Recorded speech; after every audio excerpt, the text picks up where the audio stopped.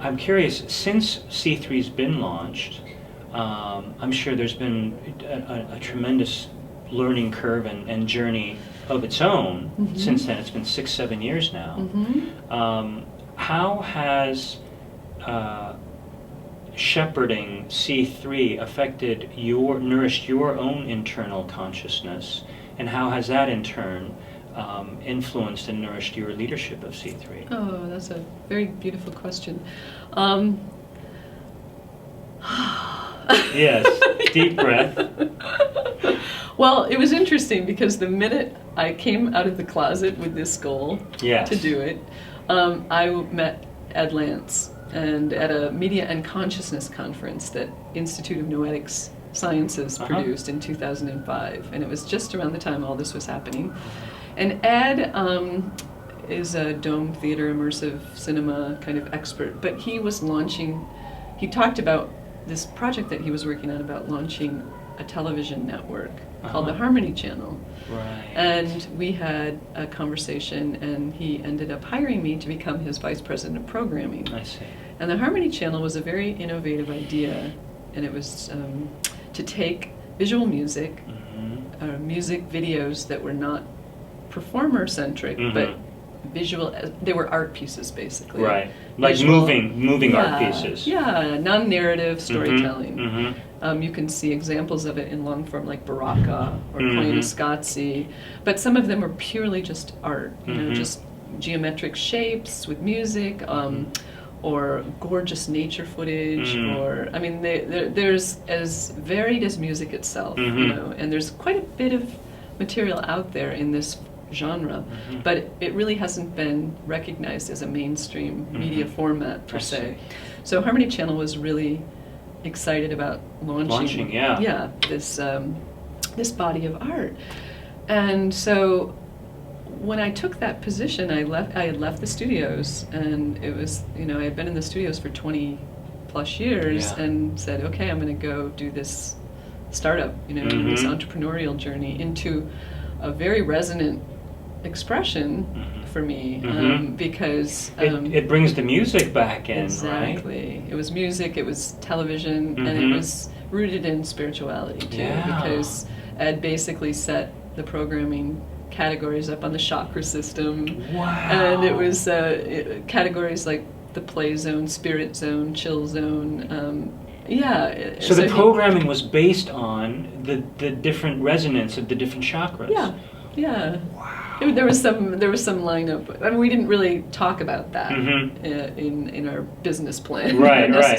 But that's how it ended up being. Ed had conceived of it that way, and his team, his original partners had kind of put the concept together. Cool. I know, it was so cool. It was very cool, and I was so excited to work in this format. So what happened? So I was out now publicly developing C3, as well as being paid to find this beautiful programming to license and schedule into the channel that launched on Comcast as a video on demand channel. We were in over 9 million homes. We were on the air for 7 months, and Ed had, you know, invested in it out of his own personal. Wow. Yeah, true entrepreneurship. Yeah, and so we were looking for our secondary financing, and that didn't come through. So the channel basically rolled back onto the internet. I see. Where it is currently located. So it still can be found on the internet? Yes. And what's the... harmonychannel.com. Cool. It was almost like part of me really synthesized at that time, because I was able to work in something I was extremely passionate about, literally, you know. Yes. So that was a fabulous experience, but when the funding didn't come through, I was kind of high and dry, and I was still raising my daughter at the time, and I said, "Ooh, I'm going to have to find another job." So around that time, I got a call from the LA Opera, and was invited to come in to interview as the board liaison and executive administrator to Placido Domingo.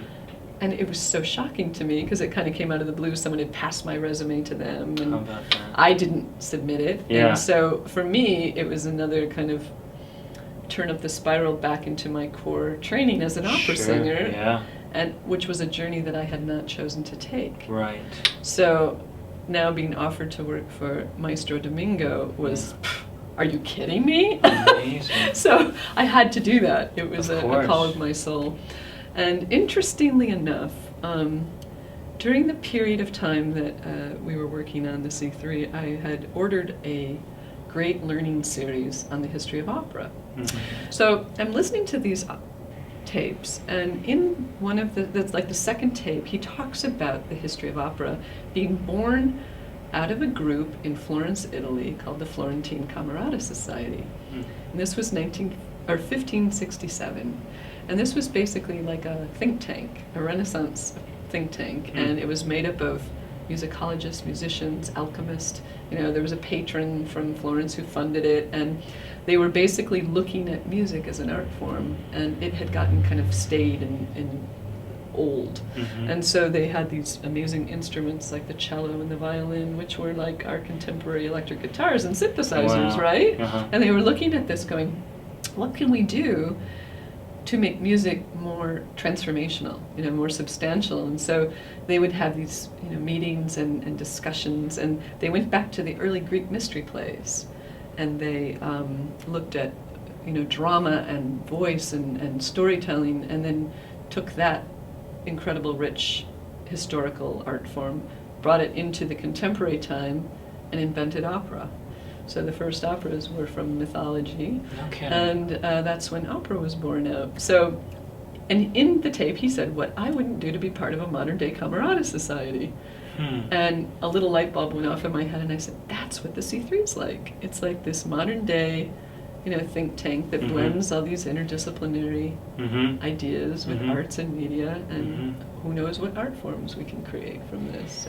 So you're saying the intentionality behind opera, when opera was created, was to use it as a channel or a vehicle to stimulate and raise consciousness. Absolutely. That's amazing. Isn't it beautiful? And the Greek mystery plays, of course, were filled with, you know, moral stories and the Greek gods and goddesses, and all that was the froth from which this sprung forth. So, beautiful story. Very cool. I know, isn't that beautiful? And the analogy holds. Yeah, it and does hold. And that is how you are that's the space you're holding with C3. Right. And that's the space that C3 is holding. Right. Amongst all of its members. You know, all of us, the stories find us, Mm-hmm. and the stories want to be expressed through us, and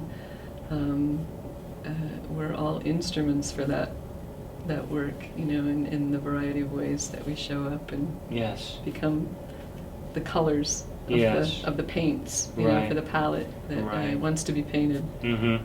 So, Yeah, it seems like it is. I mean, this kind of brings it full circle, but it seems like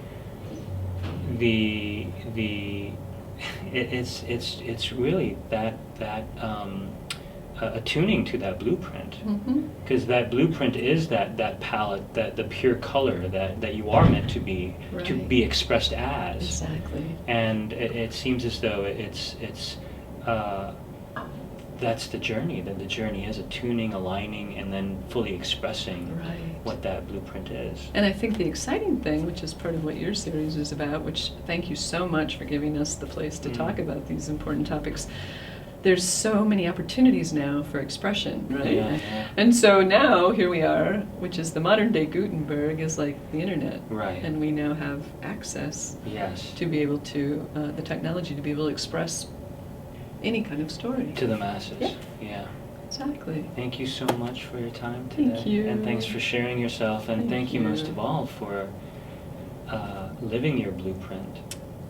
And because it's quite a journey to really align that within. And then quite another journey to really have the courage to express that externally and, you know, be a living example of that process and that practice. Thank you, Rahi. Yeah, thank you.